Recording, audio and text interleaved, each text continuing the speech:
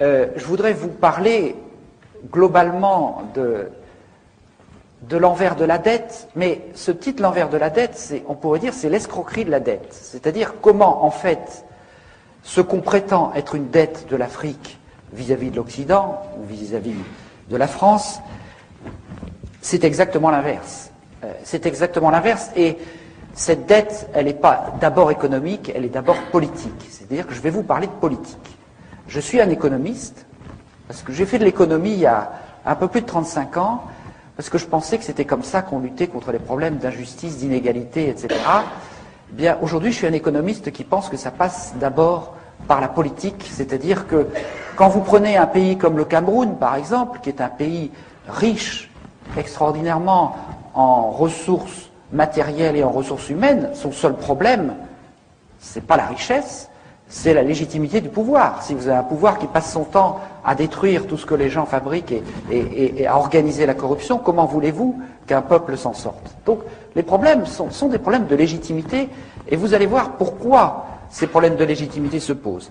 Alors avant de vous parler de la France-Afrique, je vais vous parler un tout petit peu de l'historien de longue période, Fernand Braudel, qui est le plus grand historien du XXe siècle, qui a beaucoup écrit sur la Méditerranée, vous le savez sans doute, parce que ça va nous éclairer sur les enjeux, et notamment sur ce qui est arrivé à l'Afrique. Braudel décrit toute l'histoire de l'économie, mais aussi de la politique, comme une maison à 3 étages. Vous avez en bas, au rez-de-chaussée, l'économie de subsistance, de survie, d'autoconsommation, la pêche, la chasse, l'agriculture locale. L'humanité a vécu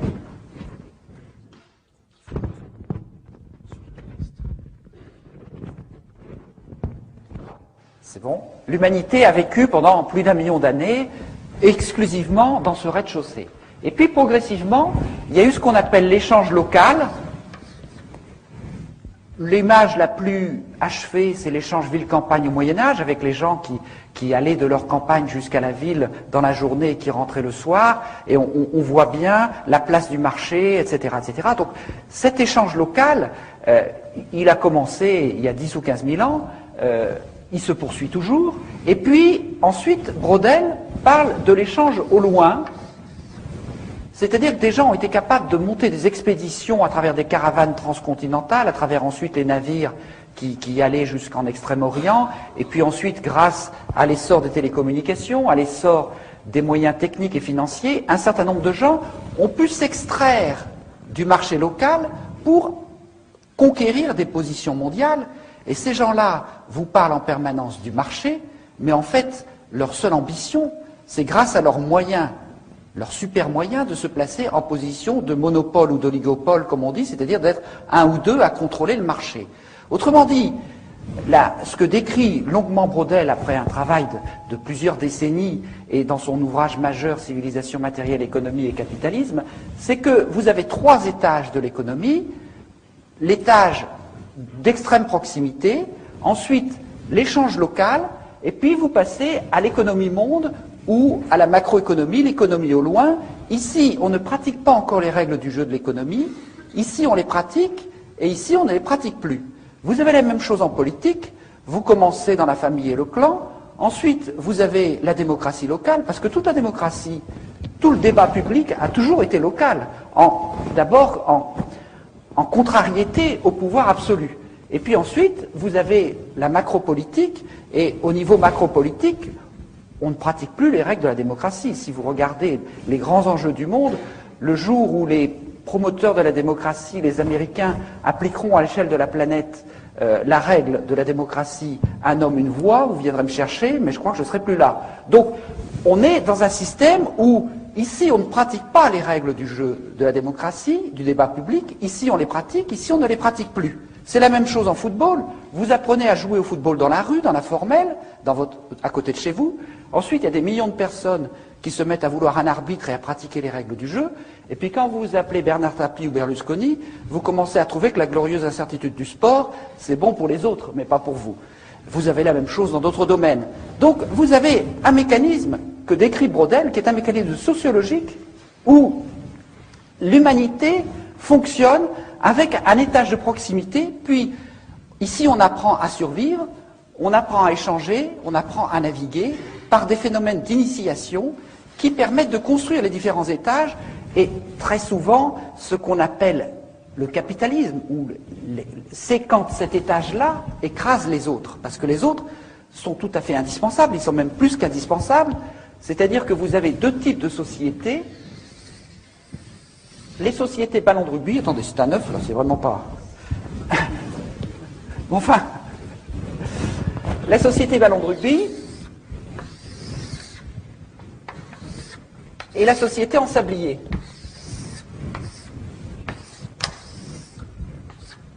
La société ballon de rugby, c'est les sociétés, j'aurai l'occasion d'y revenir parce que je terminerai, après vous avoir décrit des choses assez horribles, je terminerai sur une note positive. La société ballon de rugby, c'est quand l'étage intermédiaire, qui est l'étage des règles du jeu, est dilaté, de telle manière que les gens ne sont pas enfermés dans les ghettos du rez-de-chaussée, et les femmes qui, dans beaucoup de civilisations et dans une grande partie de l'histoire, ont été cantonnées au rez-de-chaussée, n'accédant pas à l'échange, qu'il soit économique ou politique, dans ces systèmes où on a pu dilater l'étage des règles du jeu, elles ont la possibilité d'accéder à cet étage, et inversement, si l'étage des règles du jeu est dilaté, eh bien, il arrive à fonctionner en contre-pouvoir pour empêcher le double langage de l'étage supérieur d'être excessif ou de délirer. C'est-à-dire que quelque part, on empêche que ces gens qui sont là et qui en permanence font le contraire des règles du jeu qu'ils prétendent faire appliquer, puissent exagérer. Quand la confiance se perd, c'est-à-dire que quand dans les règles de l'économie, de la politique, de la science, du sport, de la nourriture des bovidés, etc., tout commence à se perdre, les gens se disent « mais je ne vais pas être le dernier à ne pas tricher ». Et à ce moment-là, l'étage intermédiaire qui est dilaté par la confiance dans les règles du jeu se crève comme un ballon et on passe dans le système en sablier. C'est-à-dire qu'il n'y a plus un cycliste qui croit qu'on peut courir sans être dopé. Et par conséquent, on passe dans ce domaine-là. Autrement dit, si vous voulez, ce qui fait qu'il y a une démocratie, qu'il y a un développement, etc., suppose qu'il y ait une confiance dans un minimum de règles du jeu, et quand ces règles du jeu sont trop atteintes, on passe dans des sociétés extrêmement violentes où il y a des très riches, il y a des très pauvres, et les très riches gagnent au détriment des très pauvres. Alors, pour comprendre l'enjeu que je vais vous raconter maintenant sur l'envers de la dette en Afrique, il faut voir ce qui s'est passé depuis l'an 1000.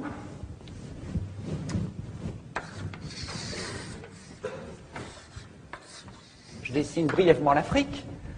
En l'an 1000, les Africains, ils naviguaient jusqu'en Chine. Il y avait de très grands États en Afrique.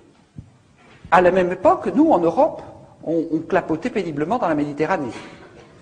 Donc, en l'an 1000, les Africains, ils avaient l'économie de subsistance, ils avaient l'échange local, et ils accédaient à l'économie monde, à la macropolitique, à l'économie monde, etc. De même, il y a tout le travail d'Anta Diop sur l'influence, enfin, le rôle des civilisations africaines dans l'Égypte, etc. Donc, tout ce mépris que nous avons et qui est au cœur de ces relations franco-africaines, ce mépris qui consiste à dire il n'y a pas de créativité politique et culturelle en Afrique, est une absurdité totale. Seulement, qu'est-ce qui s'est passé par la suite?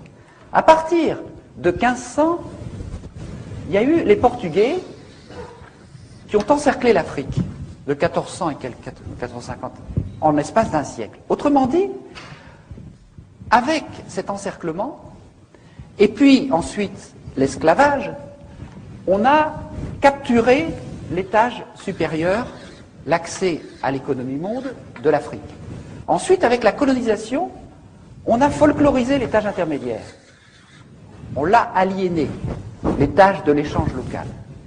Et l'Afrique n'a réussi à survivre à ces 3 ou 4 siècles d'agressions épouvantables qu'en se repliant sur le rez-de-chaussée du clan, de la famille, en hypertrophiant les solidarités de cet étage. Donc ça a été quelque chose de formidable pour l'Afrique, parce que quelque part, c'est ce qui lui a permis de survivre. Et ces solidarités-là sont très importantes. J'ai écrit tout un livre sur ce fonctionnement à partir de Braudel, et on s'aperçoit bien que, en permanence, c'est de là que tout repart, c'est là que sont les gènes des civilisations, c'est de là que les valeurs d'une société peuvent repartir. Qu'est-ce que c'est que conquérir l'indépendance à partir de 1960? C'était pour les Africains reconstruire les étages qui avaient été détruits par la colonisation et l'esclavage. Et donc vous allez voir que tout ce que je vais vous expliquer maintenant de la France-Afrique, ça a été un jeu depuis 40 ans qui a consisté en permanence, par toutes sortes de moyens politiques, économiques, barbouzards ou idéologiques, de faire retomber en permanence l'Afrique dans ce niveau-là, en lui disant vous n'êtes pas capable de déployer des règles du jeu, qu'elles soient économiques, politiques, culturelles, à ce niveau-là, ni d'accéder à l'économie monde. Et donc c'est cela l'enjeu dont je vais vous parler maintenant assez brièvement. Qu'est-ce que c'est que la France-Afrique? La France-Afrique, c'est ce qui a été mis en place en 1960, au moment où De Gaulle, à cause de la pression de l'histoire, a dû accorder l'indépendance aux pays d'Afrique. Il a à ce moment-là décrété une nouvelle légalité internationale, l'indépendance. Et en même temps, il a chargé son bras droit, Jacques Foccart, de faire exactement l'inverse. Pour 3 ou 4 raisons. D'abord, pour maintenir le rang de la France à l'ONU avec un cortège d'États clients, pour maintenir l'accès aux matières premières stratégiques, le pétrole, l'uranium, ou aux matières premières juteuses comme le bois, le cacao, etc., pour maintenir le financement de la vie politique, parce que je vous parlerai tout à l'heure des chiffres de détournement de la rente pétrolière ou du bois, etc., ça représente des centaines de milliards. Et les affaires dont on vous parle en France, ce sont des lotos paroissiaux par rapport aux financements politiques qui viennent de l'Afrique. Alors, ça c'était la troisième raison. Et la quatrième, qui m'est apparue plus récemment à travers un certain nombre de travaux historiques, c'est le rôle de sous-traitant de la France dans la guerre froide au service du camp occidental, c'est-à-dire empêcher une partie de l'Afrique de basculer du côté du camp communiste. Donc, pour ces 4 raisons, De Gaulle demande à Jacques Foccart de faire exactement l'inverse de ce qu'il dit. Alors, c'est là qu'il faut comprendre le problème. C'est que si on décrète une nouvelle légalité internationale et qu'on fait exactement le contraire, ce qu'on fait est illégal, ne peut être fait que de manière occulte, cachée. Et c'est pour ça que toutes ces relations franco-africaines sont très majoritairement cachées aux yeux du public, parce qu'elles sont inavouables, puisque la nouvelle légalité, c'est l'indépendance. Autrement dit, la France-Afrique, c'est comme un iceberg.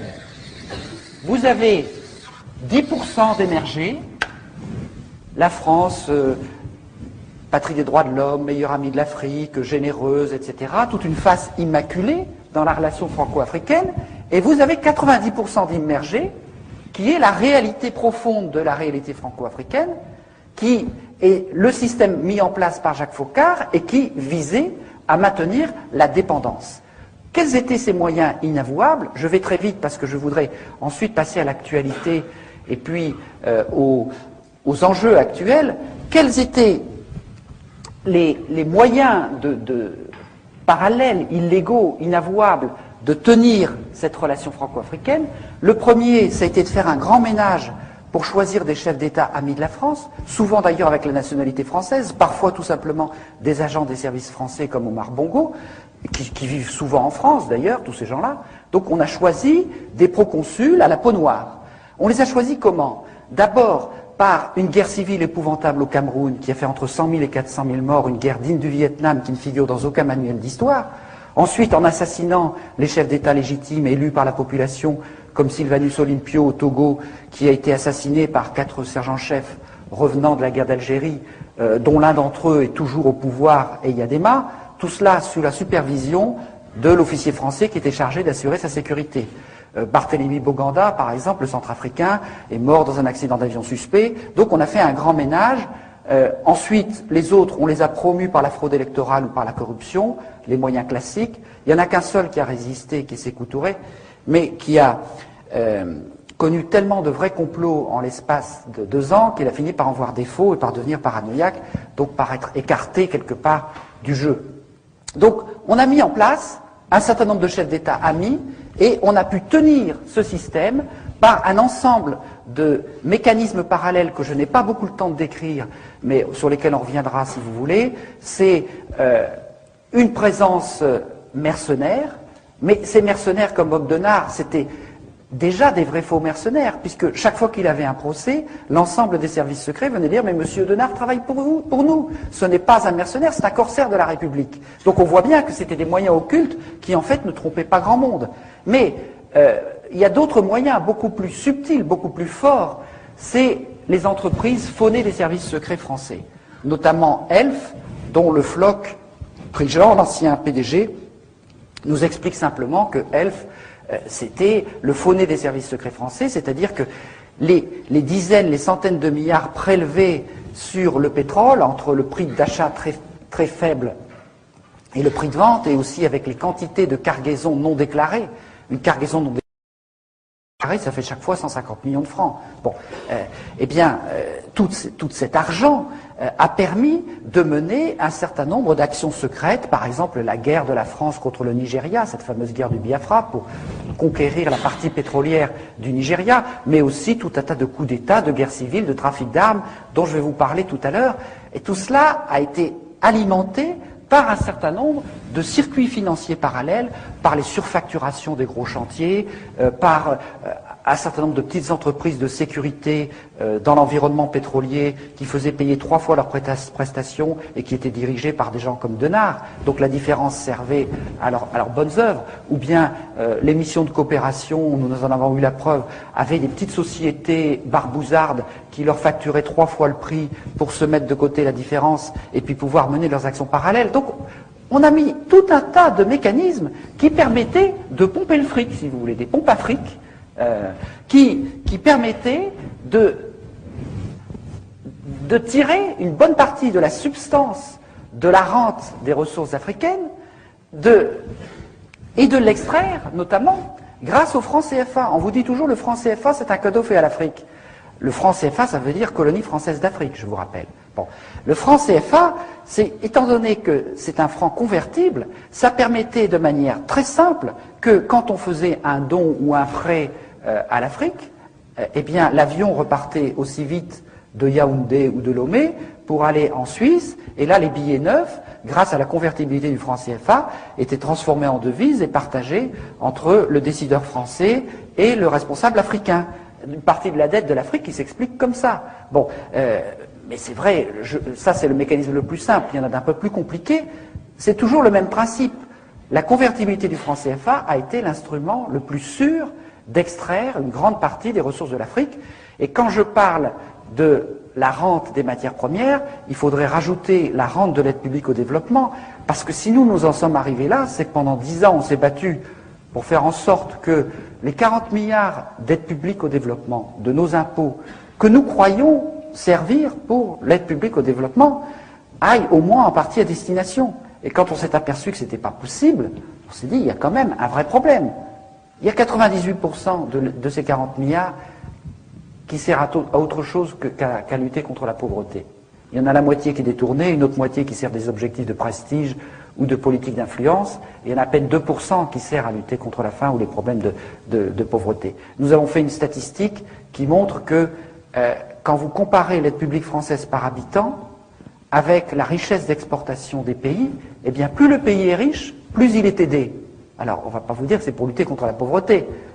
Plus il est pauvre, moins il est aidé. On voit bien à quoi ça sert et où va l'argent. Je n'ai pas le temps de développer ça, mais il faut bien voir que toute cette politique qui a été mise en place, donc à la fois de pillage par des moyens occultes, de présence barbouzarde. Alors, chaque chef d'État avait à côté de lui un officier de la DGSE qui était chargé de veiller à la sécurité de ce chef d'État ou le débarquer du jour au lendemain quand il avait cessé de plaire. Un Amani Diori au Niger, par exemple, le jour où il est venu l'idée de vendre de l'uranium à autre chose que la France, il a été débarqué immédiatement. Quand Denard a débarqué aux Comores en 1995, il y avait des officiers de la DGSE qui étaient chargés de la protection du président en place. Eh bien, ils se sont retirés pour laisser partir le président, parce que ce président-là, Johar, avait cessé de plaire. Donc, on voit bien qu'on est dans un mécanisme du degré zéro de l'indépendance, que ce soit au niveau politique, au niveau monétaire, Au niveau économique, au niveau militaire, là non plus, je n'ai pas le temps de développer, mais tous les généraux, les officiers sont formés en France, recrutés, n'ont une carrière rapide que ceux qui entrent dans les cercles d'initiés, et ces généraux deviennent assez souvent d'ailleurs chefs d'État et sont dans un copinage permanent avec les réseaux militaires de la France-Afrique. Donc on est dans un mécanisme de captation de la dépendance totale. Pour vous donner un dernier exemple, qui est le plus caricatural, enfin peut-être pas, mais le plus actuel, c'est ce qui se passe au niveau des élections depuis 1990. Parce que, vous comprenez, dans la mesure où on met ici en place des chefs d'État amis, et on leur dit, enrichissez-vous, confondez l'argent public et l'argent privé, donnez l'exemple de la corruption. Dans la mesure où on dit ça à ces gens-là, on comprend bien que le développement, il n'a pas été très loin. Si vous passez du service public, qui restait un tout petit peu au moment des indépendances, au self-service public généralisé, si vous avez cette corruption qui monte, en plus la baisse du cours des matières premières, et puis ensuite, je vous expliquerai le scandale de la dette, vous voyez bien que ces dirigeants, quand est arrivée en 1990 une incroyable poussée démocratique en Afrique, ils ne pouvaient pas dire au peuple « élisez-moi parce que je vais faire le bien et le développement du peuple ». Et à ce moment-là, ils se sont mis, et j'en dirai quelques mots, à utiliser l'arme ultime du politique, qui est l'arme du bouc émissaire, l'arme de la manipulation de l'ethnisme, en disant si vous votez pas pour moi, ce sera l'ethnie détestée qui va venir prendre la place à ma place, et c'est ce qui s'est passé exactement au Rwanda, ce qui a failli se passer en Côte d'Ivoire, et qui menace un certain nombre de pays d'Afrique. Mais pour assurer en même temps la continuation de ces régimes usés, mis en place par la France-Afrique, on a trouvé une formule extraordinaire de coopération en iceberg. Mitterrand a déclaré en 1990 « Vive la démocratie en Afrique », je résume, on va vous aider, on va vous fournir des urnes transparentes, des bulletins, pour que le peuple puisse élire ses dirigeants. Alors les gens se sont mobilisés de manière incroyable autour des urnes pour empêcher qu'on les bourre jour et nuit. Ils ont voté à 70-80% pour chasser le dictateur. Et puis, en même temps qu'on faisait cette coopération à ce niveau-là, on envoyait dans la capitale, auprès des ordinateurs chargés de centraliser les résultats, des coopérants très spéciaux issus des réseaux Pasqua ou de la mairie de Paris, où en fraude électorale on est relativement adroit, et avec des logiciels un peu spéciaux, on faisait en sorte que les 80% de votes contre le tyran se transforment en 80% de votes pour le tyran, ou en 52% s'il était modeste. Donc, et cela, ça s'est passé dans 50 élections majeures en Afrique, au sud du Sahara. Il n'y a eu que 2 ou 3 exceptions au début, quand la France-Afrique a été prise par surprise au Bénin, au Congo-Brazzaville, etc. Et puis, 2 ou 3 à la fin, quand des peuples ont trouvé la parade. Au Niger, par exemple, il y avait un dictateur installé par Focard, il a été renversé, la France a hurlé à l'interruption du processus démocratique, n'est-ce pas, puisque le dictateur a été renversé. Et donc, les officiers qui avaient renversé le dictateur ont organisé des élections tout seuls, et ça a été les élections les plus incontestées d'Afrique depuis 40 ans. Bon, au Sénégal, où il y avait un régime ultra corrompu, ils ont trouvé la parade en jumelant les téléphones portables et les radios locales, ce qui fait qu'ils ont annoncé en direct les résultats, court-circuitant les manœuvres qui se passaient à ce niveau-là avec les réseaux france-africains. C'est pour ça qu'on a retardé l'apparition des portables au Tchad.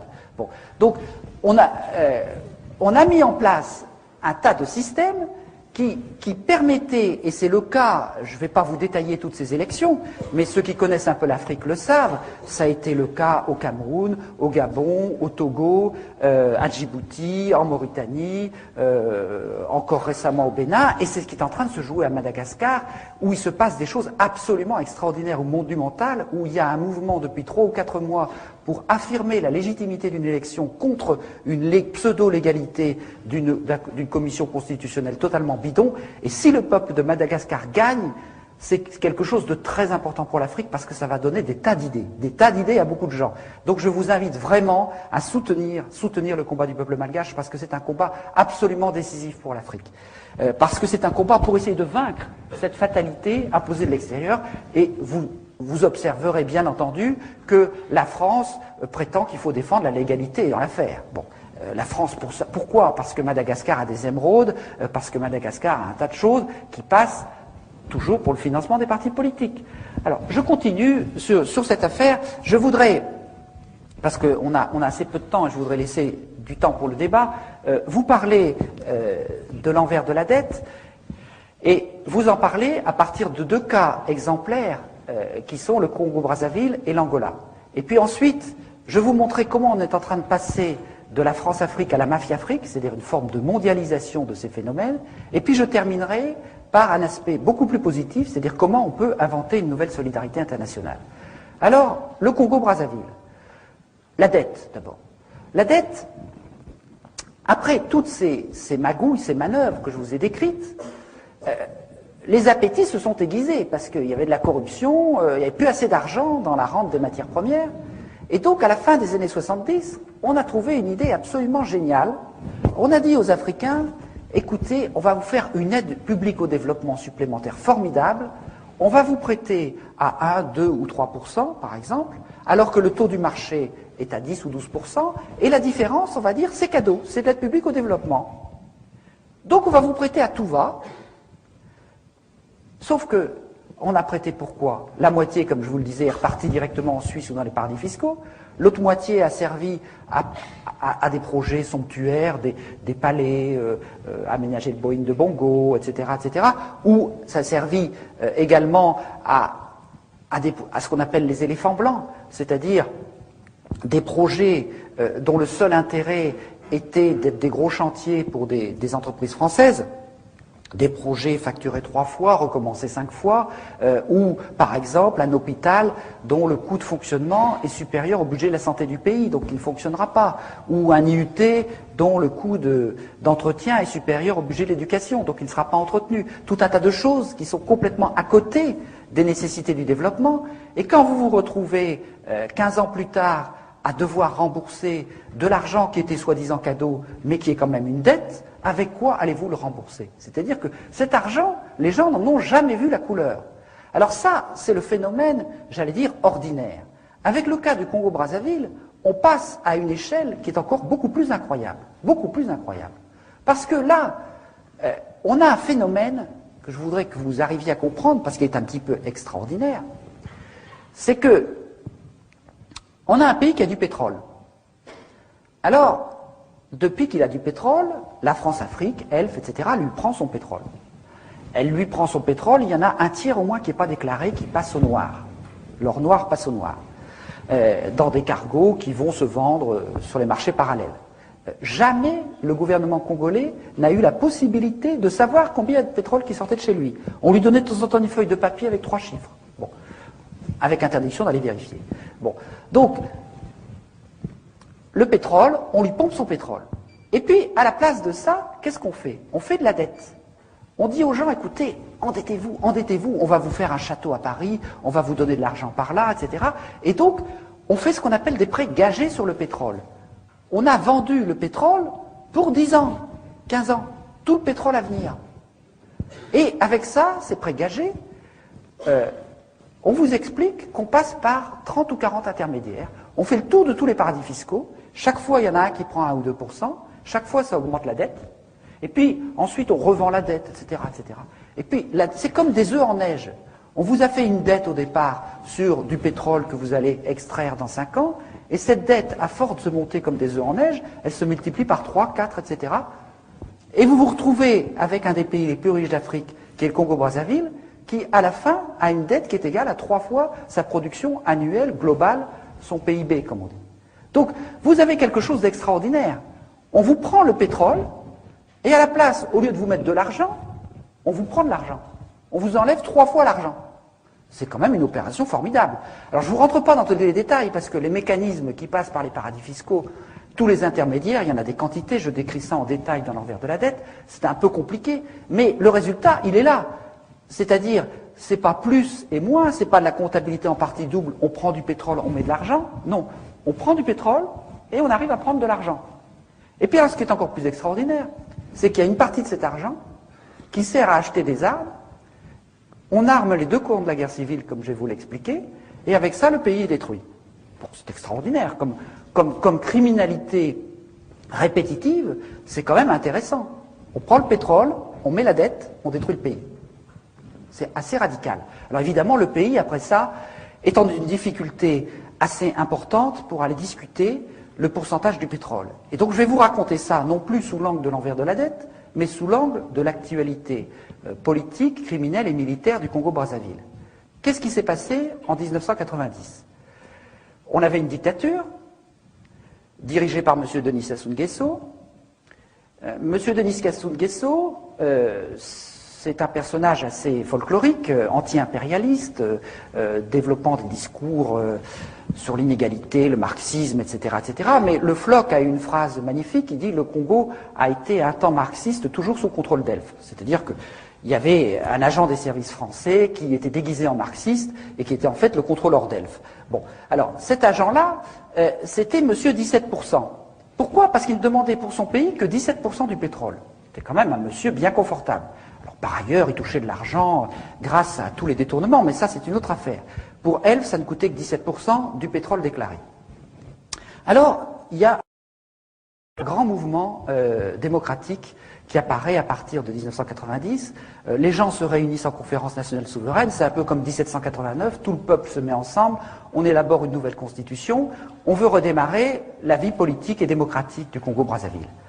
À ce moment-là, les gens se disent, mais on voudrait quand même un petit peu plus d'argent du pétrole, on va demander le double, 33%. C'est insupportable à Elf, et on a trouvé la preuve dans les coffres-forts d'Elf, ce qui est rarissime, lors d'une perquisition menée par les juges Joly et Wisniewski, d'un coup d'État préparé aussitôt pour renverser la démocratie par Elf, le réseau Pasqua et le réseau Focard. On a trouvé les détails de la préparation. Ce coup d'État a échoué, un président a été élu, certes imparfait, qui a beaucoup de reproches à se faire, mais au moins c'était l'élu de la population. Mais pendant ce temps-là, et là j'ai pas le temps de vous raconter cette histoire qui est assez compliquée, mais aussitôt, les réseaux France-Africains, les réseaux Pasqua, Focard, Chirac, etc., tout le monde s'est employé à remettre en place monsieur 17%. Oui, j'ai oublié de dire que, après la conférence nationale souveraine, monsieur Sassou Nguesso s'est présenté aux élections, il a eu 17%. Donc c'est vraiment monsieur 17%.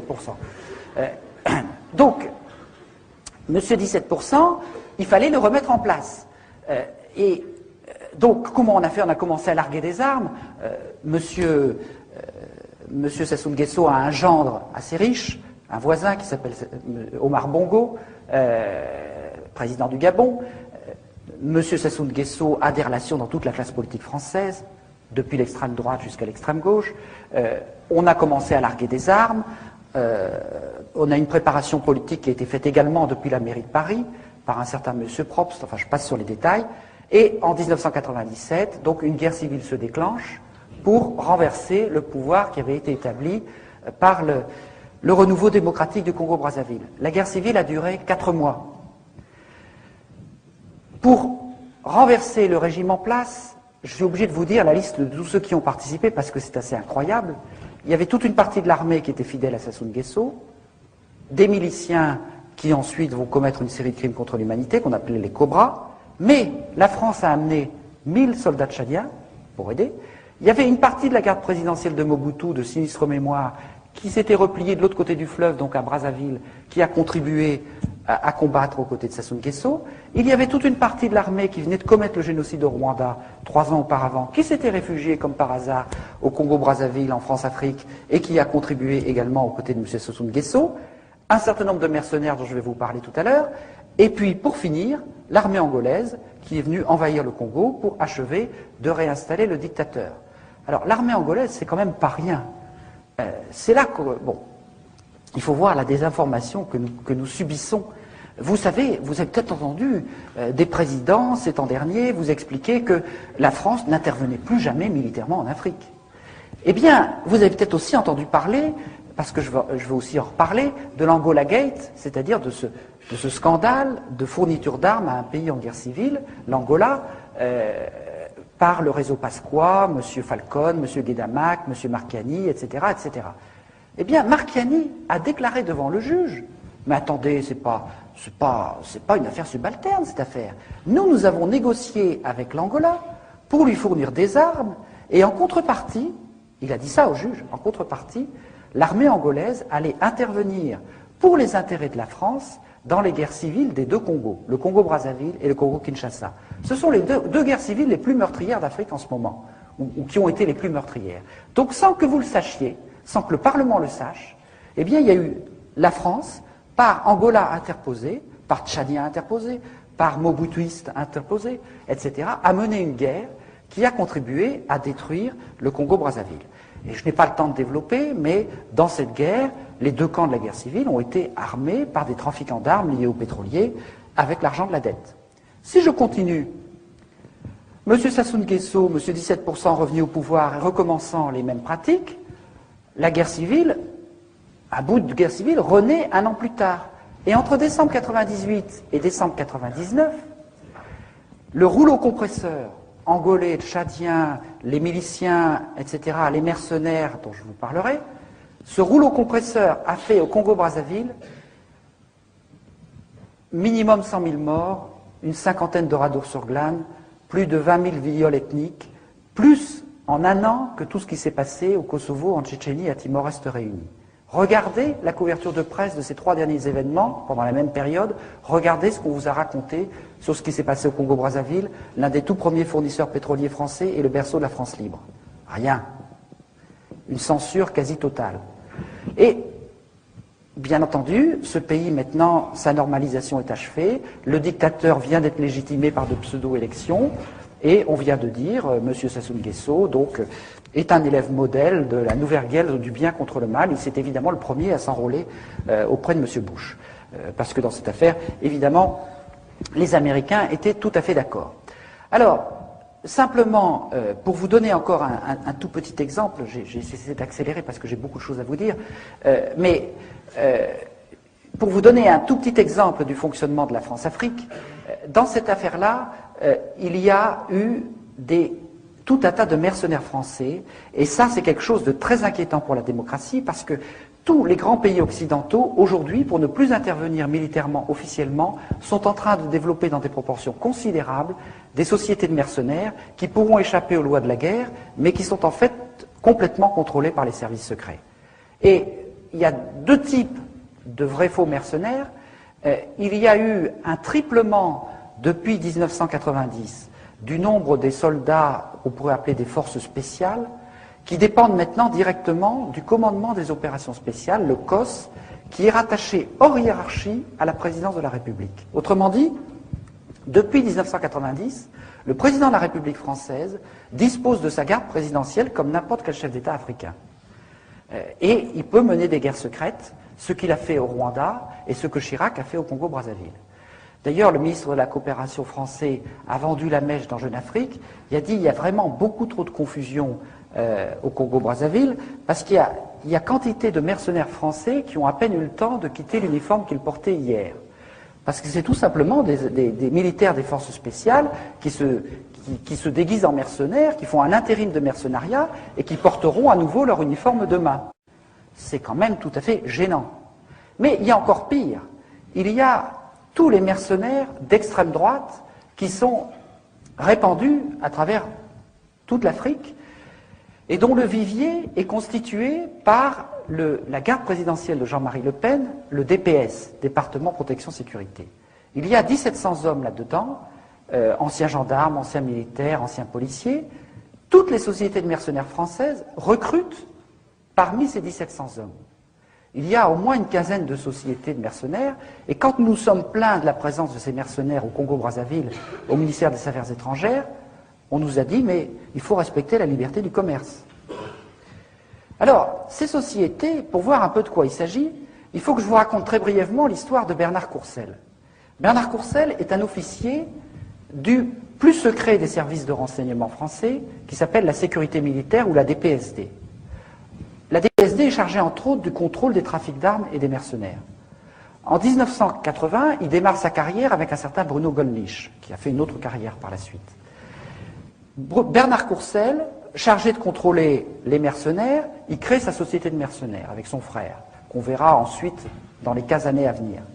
Ensuite, il est chargé de la sécurité de l'entreprise Lucher, qui fournit des armes à l'Irak et à l'Iran pendant toute la guerre des années 80. car la stratégie occidentale, c'était que la guerre dure le plus longtemps possible. Ensuite, je passe quelques épisodes, en 1990, il devient en quelque sorte le garde du corps de Madame Mitterrand-Bis, Anne Pajot. Madame Mitterrand-Bis était conservatrice du musée d'Orsay, et pas du Quai d'Orsay, pardon. Et Monsieur Bernard Courcel a été chargé de la sécurité du musée d'Orsay. Quand on sait les dizaines de millions, pour ne pas dire les centaines de millions, que Mitterrand a dépensé pour garder le secret de sa vie privée, on peut difficilement imaginer un personnage plus près du cœur du pouvoir.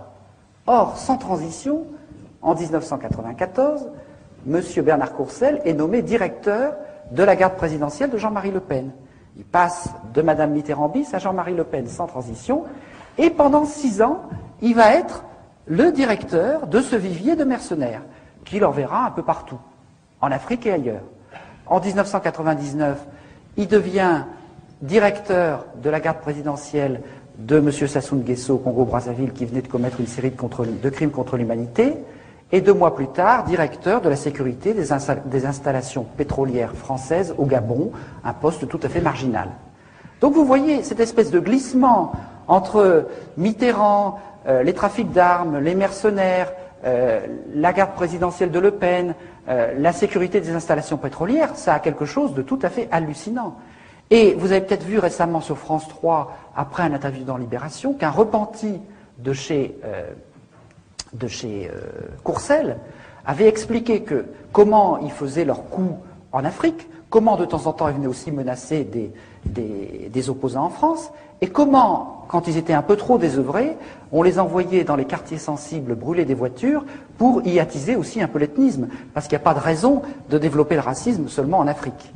Donc vous voyez quand même que ces mécanismes sont assez inquiétants pour la démocratie. Alors je continue dans le négatif avant de passer un peu plus dans le positif, parce qu'il faut aller au fond du négatif. Il faut quand même nettoyer un peu les esprits de ce côté-là. Alors, il faut un petit chiffon. Je passe en Angola. L'Angola, c'est un pays très contrasté. C'est le pays le plus riche d'Afrique. Il y a d'énormes gisements d'or noir, de pétrole. C'est l'Arabie saoudite du XXIe siècle. Des patates d'or noir, de pétrole, gigantesques au large de l'Angola. Et en même temps, c'est le pays le plus malheureux d'Afrique parce qu'il est en guerre civile depuis 25 ans. On sait aujourd'hui, c'est tout à fait prouvé, que les Américains, les Français et d'autres armaient les 2 côtés de la guerre civile. D'ailleurs, à Elf, c'était très simple. Sirvin armait les rebelles et Tarallo armait le gouvernement. Donc ça pouvait durer longtemps. Donc, un pays en guerre civile, un pays avec une richesse pétrolière extraordinaire. Alors, à ce niveau-là, quand il y a tant de pétrole, il faut partager les risques. On fait ce qu'on appelle des consortiums, c'est-à-dire des camemberts. Donc vous avez une grande patate d'or noir qui va produire 3-4 millions de tonnes, et vous avez ceci qui n'est pas un signe de paix, 43% pour Total Elfina, 43% pour une société anglo-saxonne, Chevron, Exxon ou tout ça, parce qu'évidemment, l'opposition, la guéguerre franco-américaine ou franco-britannique, c'est de la propagande à usage subalterne. Quand il s'agit de choses sérieuses, on s'entend. Mais le plus intéressant, c'est ce qui se passe ici. C'est-à-dire, il y a 10% pour une société qui s'appelle Falcon Oil. Alors, Falcon Oil, c'est M. Falcon qui a enlevé un nœud et qui a fondé une société pétrolière aux États-Unis. Il n'est pas plus pétrolier que vous et moi, mais lui, le pasquoyen anti-américain, s'est installé à côté de Bush et était le plus gros contributeur de la campagne électorale de Bush.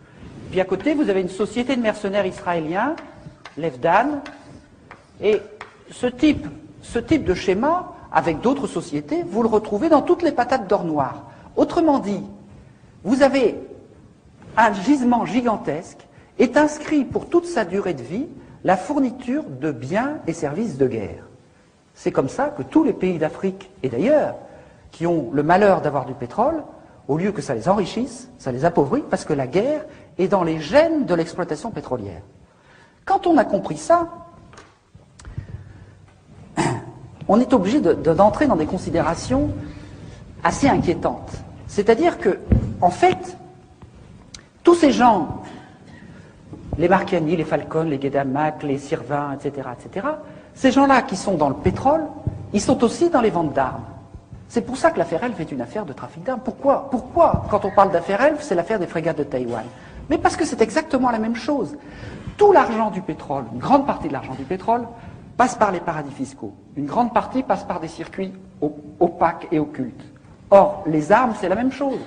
Il y a entre 25 et 50% de commissions. Tout passe par les paradis fiscaux. Et donc, puisque c'est les mêmes tuyaux, c'est les mêmes gens qui s'en occupent. Ces gens-là, ils font à la fois dans le pétrole et dans les armes. C'est d'autant plus pratique qu'il y a une partie de l'argent du pétrole qui sert à acheter des armes. Et tout ça constitue des cagnottes considérables. Pourquoi? Parce qu'il n'y a pas seulement les armes et le pétrole. Tous ces gens-là dont je viens de vous parler, ce sont soit des agents des services secrets, soit des honorables correspondants des services secrets. M. Falcon et M. Guedamac étaient protégés par la DST. M. Guedamac est aussi dans l'orbite de l'ancien KGB, du Mossad. M.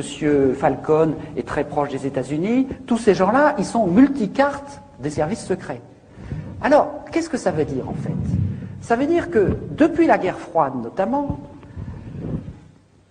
l'ensemble des services secrets, des deux camps, ont toujours eu des besoins de financement très supérieurs à ce que leur votaient les parlements. Et par conséquent, depuis toujours, ils se sont constitués des cagnottes en trafiquant, en magouillant dans le pétrole, dans les armes, mais on pourrait aussi dire les diamants, la forêt, etc. Donc vous avez une sorte de triangle. Armes, pétrole, services secrets. Et puis, en fait, quand vous regardez de près, ça va plus loin. C'est pas seulement les armes, le pétrole et les services secrets, c'est aussi branché complètement sur les circuits de blanchiment qu'on a en Afrique, à travers la Corse-Afrique des Jeux, Paris et Casino, dont on entend parler en ce moment, et qui a les mêmes comptes en banque et les mêmes circuits, très branchés sur le pétrole aussi. Parce que depuis toujours, les services secrets, dans leurs manœuvres, vous le savez bien depuis la guerre d'Indochine qui était financée à moitié par le trafic de l'opium, vous le savez bien aussi que, je l'ai expliqué sans que Pasqua n'ait jamais osé m'attaquer en diffamation, que c'est lui qui a créé la French Connection pour faire un petit peu des bonnes œuvres des services secrets, etc., etc. C'est-à-dire qu'on arrondit les angles du côté, les magots, plus exactement, on arrondit les magots du côté d'un certain nombre de trafics, drogue, faux monnayage, etc., etc. Alors, tout cela, ça constitue des sommes d'argent parallèles, de manœuvres qui permettent de renverser des gouvernements, qui permettent de faire des politiques parallèles dans un certain nombre de pays, tout à fait inquiétant. Mais ce qui est encore plus inquiétant, et je vais finir par là ce que je vais vous dire sur l'Afrique avant de rebondir sur autre chose, c'est le passage de la France-Afrique à la mafia-Afrique. Parce que dans cette histoire de l'Angola, vous avez le pourboire pour Jean-Christophe Mitterrand, 13 millions, vous avez 3 milliards pour Guedamac, 3 milliards pour Pierre Falcon, et quand vous passez à Guedamac, c'est 30, 40, 50 milliards qu'on commence à entrevoir. Pourquoi? Parce que Guedamac est en quelque sorte le représentant de cette énorme masse financière que certains appellent la mafia russe, mais qui est tout simplement le pillage de la Russie qui s'est produit en l'espace de 4 ans entre 1989 et 1993. Au moment où le mur allait s'effondrer, le KGB et la nomenclature russe, en l'espace de 4 ans, ils ont bradé à 10% de sa valeur les énormes stocks stratégiques d'aluminium, d'engrais, de diamants, de pétrole et les armes de l'armée rouge qui étaient en quantité considérable. Ils les ont vendus à 10% de leur valeur pour que la différence puisse être placée dans les paradis fiscaux en Suisse et ailleurs. Et cette somme-là, ça représente 500 milliards de dollars. Avec cet argent-là, ces gens-là qu'on appelle aujourd'hui les nomenclaturistes ont racheté la Russie, et ils ont racheté une partie de la Côte d'Azur, et ils ont racheté aussi une partie du pétrole en Angola. Ils ont fait un certain nombre de trafics. Ils ont même été jusqu'à racheter la plus vieille banque américaine, la Bank of New York. Alors là, les Américains ont dit stop quand même. On veut bien jouer avec vous, mais il y a des limites. On n'a pas vaincu l'URSS pour que vous veniez racheter nos banques. Donc, à ce moment-là, ils leur ont dit, mais les 10 milliards les 10 milliards de dollars d'argent du FMI, ils ne seraient pas disparus par hasard? Alors, effectivement, ils étaient disparus. Et disparus par ce circuit-là. Alors, après cette sommation, dont vous avez sûrement beaucoup entendu parler, un mois plus tard, le FBI a reçu l'ordre d'arrêter l'enquête sur ces 10 milliards de dollars du FMI.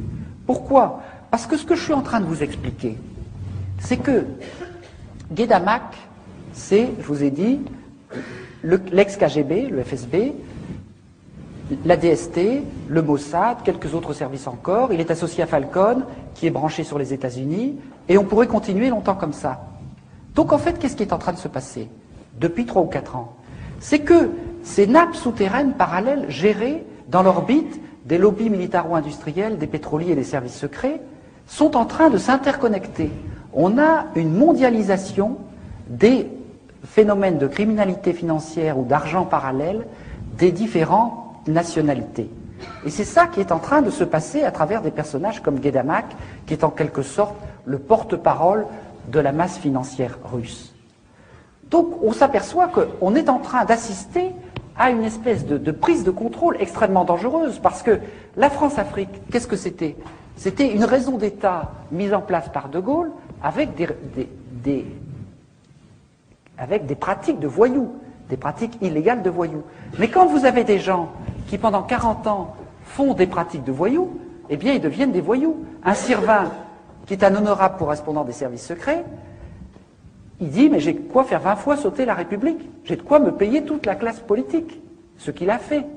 Donc ce n'est plus la classe politique qui commande aux services secrets, c'est ces gens-là qui se mettent à commander à la classe politique.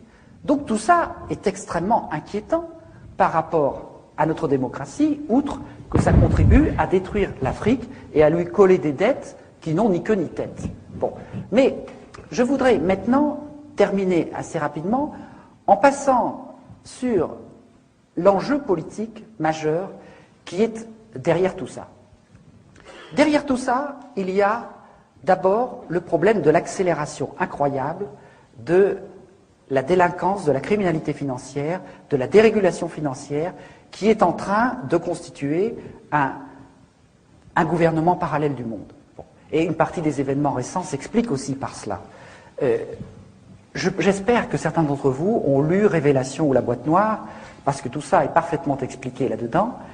En fait, tout cela, la criminalité financière, peut paraître mystérieux, mais c'est pas si compliqué que ça. En fait, qu'est-ce qui est en train de se passer dans cette mondialisation négative? C'est que, autrefois, pourquoi avons-nous été capables de dilater cet espace intermédiaire, je vais y revenir tout à l'heure, de construire des biens publics en France, etc. C'est parce que quand dans un État-nation, il y a des gens qui fraudent ou qui font de l'escroquerie, la police, la justice ou le fisc a la possibilité d'aller contrôler leur compte en banque. Aujourd'hui, c'est totalement impossible dans le cadre de la mondialisation. Le juge Van Ruymbeck vous explique qu'un mafieux qui place 10 millions de dollars d'argent de la drogue en Suisse, à Genève ou à Lugano, en 24 heures, il crée 4 sociétés écrans dans 4 paradis fiscaux, il fait 4 virements, et si un juge vient le savoir par miracle, il lui faut 1 an et demi pour remonter chaque virement. C'est-à-dire 6 ans pour remonter ce que quelqu'un a déplacé en 24 heures. Par conséquent, on est dans un système d'impunité totale. Et il n'y a aucune raison que ça s'arrête. Aujourd'hui, la moitié des transactions financières internationales passent par les paradis fiscaux. 1000 milliards de dollars chaque année d'argent du crime rentrent dans le système bancaire, y compris dans les plus grandes banques françaises. Et dans l'envers de la dette, j'explique que les 3 des principaux établissements bancaires français, le Crédit Agricole, la Société Générale, la BNP Paribas, sont profondément impliqués dans ces mécanismes de destruction de l'Afrique. Bon. Donc, vous voyez que on est dans un mécanisme totalement dérégulé, et ce que vous explique très bien Denis Robert dans ses livres Révélation et la boîte noire, c'est que tout ça n'est pas si mystérieux que ça, qu'on peut d'ailleurs probablement lutter contre assez facilement, parce que tout ça est rassemblé dans 2 chambres de compensation mondiales, l'une à Bruxelles, l'autre à Luxembourg, qui s'appelle Euroclear et Clearstream, et que dans ces cocottes minutes de la finance mondiale, eh bien, ils ont découvert que la moitié des comptes étaient non déclarés et étaient dans les paradis fiscaux. Autrement dit, ces chambres de compensation, qui sont des coopératives des plus grandes banques mondiales, là-dedans, il y a la moitié des comptes qui sont non déclarés. Et il y a même tout un tas des opérations qui se font par des circuits parallèles dans l'informatique de ces établissements. Alors ça, c'est à la fois tout à fait désespérant, mais c'est aussi plein d'espoir. Parce que dans l'histoire des contre-pouvoirs dont je vais commencer à vous parler, très souvent, on a retourné comme un gant quelque chose qui avait été créé par des pouvoirs ennemis. Le Parlement qui avait été créé comme Conseil du roi a été transformé en Assemblée nationale. Eh bien, ces chambres de compensation qui gèrent la finance mondiale, il suffirait d'une volonté politique européenne pour les transformer en banque centrale sous contrôle public. Et à ce moment-là, on aurait les traces de toutes les opérations de criminalité dont je viens de vous parler, et je n'ai malheureusement pas le temps de vous expliquer que nous sommes en train de découvrir, avec les gens qui se battent contre la dette, tout un tas d'instruments juridiques qui permettent de faire des procès à ceux qui ont accordé la dette pour montrer non pas qu'il faut remettre la dette, mais que la dette est nulle pour toutes sortes de raisons juridiques. Il y a tout un tas de précédents juridiques qui ont été trouvés et qui montrent qu'on peut tout à fait attaquer les différents éléments de la dette devant des tribunaux occidentaux et qu'on a des chances, en fonction d'un certain nombre de précédents historiques et juridiques, de pouvoir montrer que toute cette escroquerie est nulle juridiquement. Donc, là aussi, c'est l'envers de la dette. Parce qu'on ne va pas se contenter de demander la charité et l'annulation de la dette, on va pouvoir l'attaquer. Et on va pouvoir l'attaquer notamment en allant chercher les preuves de toutes les transactions dans ces chambres de compensation qui se trouvent à Luxembourg ou à Bruxelles, sauf si par hasard elles brûlent un jour, ce qui pourrait arriver. Alors, je finis simplement sur les éléments positifs, avant de vous laisser la parole, en vous disant que, dans notre histoire, on n'a pas fait que des choses négatives. En 200 ans, on a quand même été capable, et je suis obligé de caricaturer très vite pour laisser un peu de place au débat, on a été capable quand même de construire à l'échelle nationale ou européenne un petit peu de biens publics. En 1815, on avait à peu près 15% de biens publics en France sur un petit gâteau national, une petite production nationale brute. On avait un peu de police, la police, oui, une justice de classe, quelques routes, etc. 150 ans plus tard, 200 ans plus tard, on a à peu près 45% de biens publics. C'est-à-dire qu'il y a eu tout un mouvement social, des luttes sociales, qui ont exigé de la dignité, qui ont demandé de l'éducation, de la santé, des retraites, du droit du travail, des congés payés, etc. C'est-à-dire qu'il y a eu tout un combat pour la dignité, qui s'est fait difficilement sur la durée, mais qui a eu pour objectif de dire, mais attention, dans la richesse qui est produite, il y a de la richesse qui est marchande, des biens privés, mais il y a aussi de la richesse qui ne doit pas être de la marchandise, qui est beaucoup trop importante. C'est-à-dire ce qui nous fait exister, ce sont des choses beaucoup plus importantes que ce qui nous fait produire. Et même aujourd'hui, il n'y a plus personne à la Banque mondiale, contrairement à ce que vous croyez, qui ose défendre le principe ou contester le principe qu'un peuple bien éduqué et en bonne santé est plus efficace économiquement qu'un peuple malade et analphabète. C'est-à-dire que un niveau de biens publics suffisant est absolument indispensable, y compris pour la prospérité économique. Mais pas seulement. Tous les pays qui sont classés en tête aujourd'hui en matière de développement humain, un indice statistique qui ne comprend pas que la seule richesse économique, eh bien tous ces pays ont au moins 35 à 40% de biens publics. Donc on voit bien que ceux qui se battent pour le maintien d'un haut niveau de biens publics se battent en fait pour des biens de civilisation, des biens de dignité.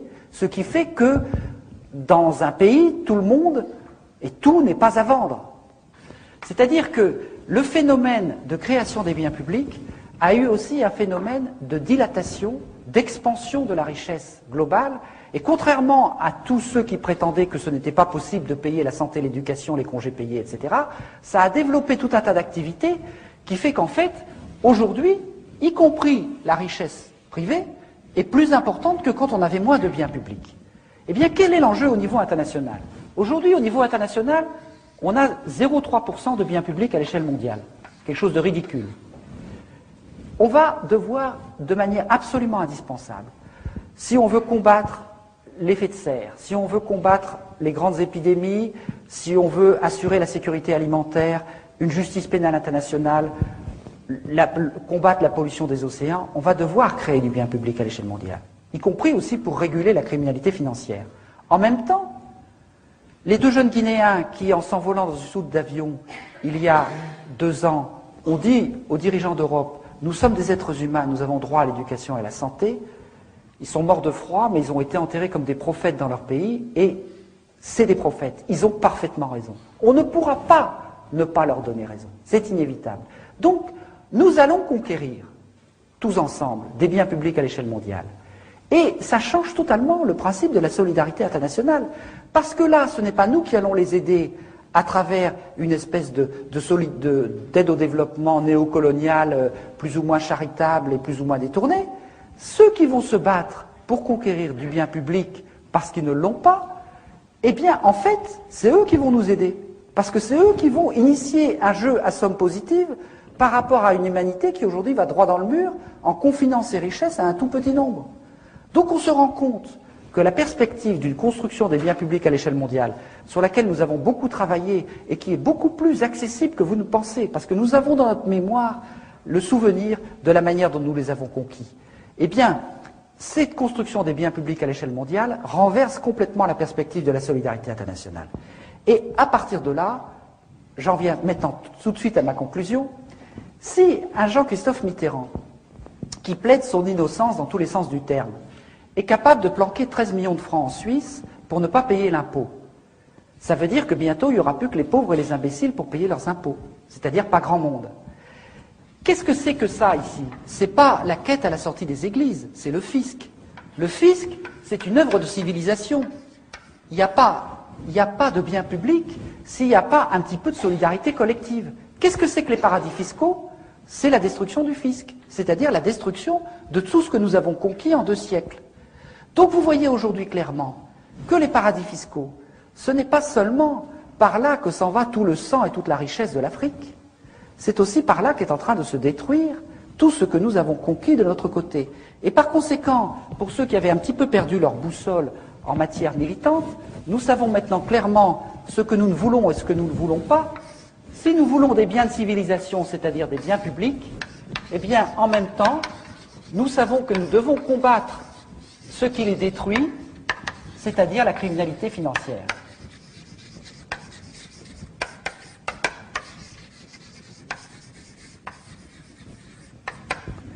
Voilà.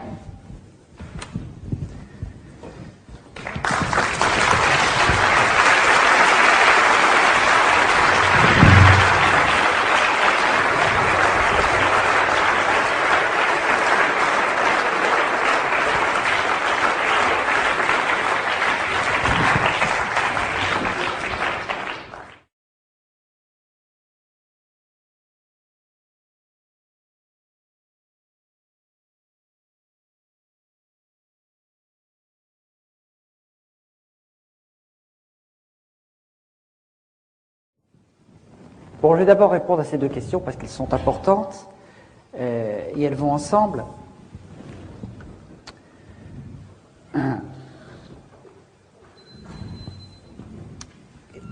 Ce qui est difficile quand je viens de faire cette démonstration, c'est que je vous parle des délires de l'étage supérieur. Mais il y a encore beaucoup de gens qui se battent à ce niveau-là. Il y a encore des juges intègres, il y a encore des journalistes honnêtes, etc., etc. Il y a un certain nombre de gens qui ne sont pas totalement hors des règles du jeu. Même si par rapport à la justice et au droit, pour dire les choses autrement, la démocratie, c'est d'abord la capillarisation des contre-pouvoirs, c'est-à-dire le fait qu'à cet étage-là, un certain nombre de gens défendent les règles du jeu contre des gens qui les méprisent. Et évidemment, si les contre-pouvoirs disparaissent, il n'y a plus de démocratie. Or aujourd'hui, ce que j'explique dans mon dernier livre Noir Chirac, c'est que Chirac a partie liée totalement avec ceux qui sont en train de verrouiller très rapidement 2 des contre-pouvoirs majeurs qu'il y a en France, c'est-à-dire la justice et les médias. La haute hiérarchie judiciaire et la propriété progressive d'un certain nombre de médias, l'un des derniers épisodes étant le Figaro, conquis par Serge Dassault, l'héritier du lobby militaro-industriel, mais c'est pas fini. Donc on voit bien que, à la fois, aujourd'hui, on assiste à des choses qui donnent un espoir formidable. Hier, dans Le Monde, vous avez vu, nous avons créé une association avec Maître Bourdon, qui m'a défendu contre les chefs d'État, et cette association a porté plainte au nom de 7 paysans camerounais dont les plantations ont été massacrées par un exploitant forestier français. Et en fait, on en a tout à fait le droit, puisque Rougier est de droit français. Et par conséquent, nous avons créé une association pour porter les plaintes des gens qui sont victimes au Sud des sociétés françaises. Et c'est tout à fait possible. Mais il y a beaucoup d'autres choses dans le même genre. Pour la première fois, un trafic d'armes a été dénoncé par un petit juge, comme on dit. Qu'est-ce qui est en train de se passer? Il y a 40 ans, Maître Jacques Vergès inventait la stratégie de rupture pour défendre les Algériens colonisés qui se battaient pour leur indépendance en disant « Nous contestons radicalement la justice française ». 40 ans plus tard, Maître Vergès a changé de camp et avec les avocats des puissants, il est obligé d'inventer une stratégie de rupture pour essayer de déstabiliser les juges, Courroy, Van Humbeck ou les autres, qui sont en train de combattre les puissants. C'est quand même étonnant, c'est un signe d'espoir, ça. Quelque part, la justice aurait-elle commencé à changer de camp? Mais je pourrais vous donner des tas d'exemples. Il y a aujourd'hui tout un tas de procédures contre Sassou Nguesso, contre un certain nombre de dictateurs africains qui sont en train de naître à partir comment dire, des lois internationales sur les crimes contre l'humanité, des lois de compétences universelles, etc. Si vous voulez, le problème, ce que je voudrais vous expliquer, mais je n'ai pas beaucoup de temps, c'est que, en fait, dans la lutte entre la mondialisation mafieuse, criminelle ou des puissants et la mondialisation des règles du jeu, la première, c'est comme un moteur au kérosène. C'est-à-dire, elle part à toute allure parce qu'elle saisit les opportunités. Et en fait, les gens comme vous et moi, les gens de la société civile qui se battent pour défendre un certain nombre de choses, c'est comme un moteur au diesel. Ils démarrent avec un temps de retard, ils attendent de s'apercevoir que c'est insupportable pour réagir. Mais rassurez-vous, dans l'histoire, les moteurs au diesel vont beaucoup plus loin que les moteurs au kérosène. C'est-à-dire que quelque part, ils commencent à comprendre, et je pourrais vous donner des milliers d'exemples, ils commencent à saisir les mécanismes, et à ce moment-là, la situation se retourne. Regardez tout ce qui s'est passé autour des paradis fiscaux. Il y a 3 ans, on aurait parlé des paradis fiscaux. Il y a à peine un Français sur 10 qui savait ce que c'était. Dans 2 ans, on fait un référendum en Europe pour ou contre les paradis fiscaux. En partie grâce à vous, on gagnera le référendum contre les paradis fiscaux. J'en suis sûr. Parce que leur nocivité est en train de se connaître de plus en plus grâce à des organisations comme ATTAC, dont nous sommes cofondateurs, qui font un travail assez formidable à ce sujet. Je prends par exemple le problème du scandale du non-soin des Africains malades du sida. Bon, tout le monde pensait qu'il était impossible de faire quoi que ce soit. Le lobby pharmaceutique, c'est sans doute l'un des lobbies les plus puissants au monde en termes de corruption. Et il y a 3 ou 4 petites associations qui ont dit, mais si on prive les Africains de médicaments, ça veut dire que le lobby pharmaceutique est un marchand de mort. Et ils ont dit, marchand de mort, marchand de mort, marchand de mort, marchand de mort. Mais le lobby pharmaceutique, c'est un fonds de commerce. Si lui, dont le fonds de commerce est marchand de vie, on lui dit marchand de mort, marchand de mort, marchand de mort, marchand de mort, qu'est-ce qu'il fait? Il recule, il recule, il recule, et il n'a pas fini de reculer, il a commencé de reculer. On a trouvé la faille, parce qu'on a trouvé la faille dans le double langage. Autrement dit, les armes pour lutter, les armes du moteur diesel, sont beaucoup plus importantes que vous ne l'imaginez, et il n'y a pas lieu de désespérer, et je vous assure qu'il y a en matière de justice des tas d'armes. Le comité pour l'abolition de la dette du tiers-monde a trouvé quelque chose de formidable. En 1898, en droit international, il y a eu un jugement où les États-Unis ont empêché Cuba de rembourser sa dette à l'Espagne parce que l'Espagne avait installé une dictature à Cuba et les États-Unis ont dit c'est une dette odieuse, illégitime parce qu'elle a été contractée par une dictature. Mais si on applique ce principe de droit international, il y a beaucoup de pays africains qui vont vite être libérés de leurs dettes. Or, c'est les États-Unis qui ont mis le précédent en avant. Donc, on a quand même quelques armes juridiques. Et je pourrais vous en citer des quantités comme ça. Donc, il ne faut pas du tout jeter le manche avant la cognée. Il faut se dire, on a démarré plus tard, mais regardez le forum de Porto Alegre, le forum de Davos. C'est vraiment le concentré de l'étage supérieur. En 2 ans, Porto Alegre a ridiculisé Davos. Et c'est pas fini. Donc, il ne faut pas désespérer.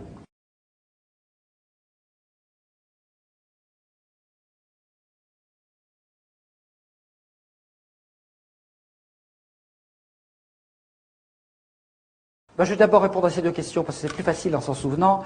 D'où vient l'information? L'information, elle est accessible. Même les services secrets vous disent qu'il y a 90% de l'information qui vient des sources ouvertes.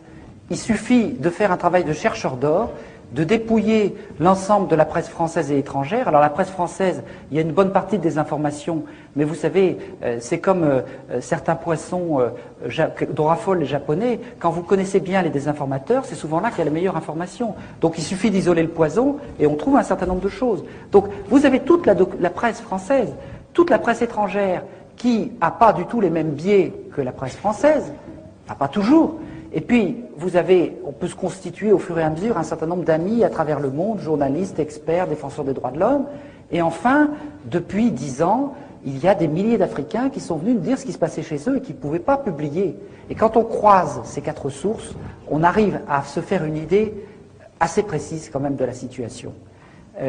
Sur les causes internes, vous avez tout à fait raison d'évoquer ça parce que j'étais tellement pressé d'arriver à la fin que j'ai oublié une précaution oratoire que j'utilise chaque fois, c'est de dire que je n'allais pas beaucoup parler des causes de la responsabilité des Africains dans cette situation, non pas qu'elle ne soit pas aussi importante, mais parce qu'on vous en parle tout le temps, et qu'il me semblait utile de faire l'information sur dont on ne vous parle pas, c'est-à-dire les responsabilités de l'extérieur.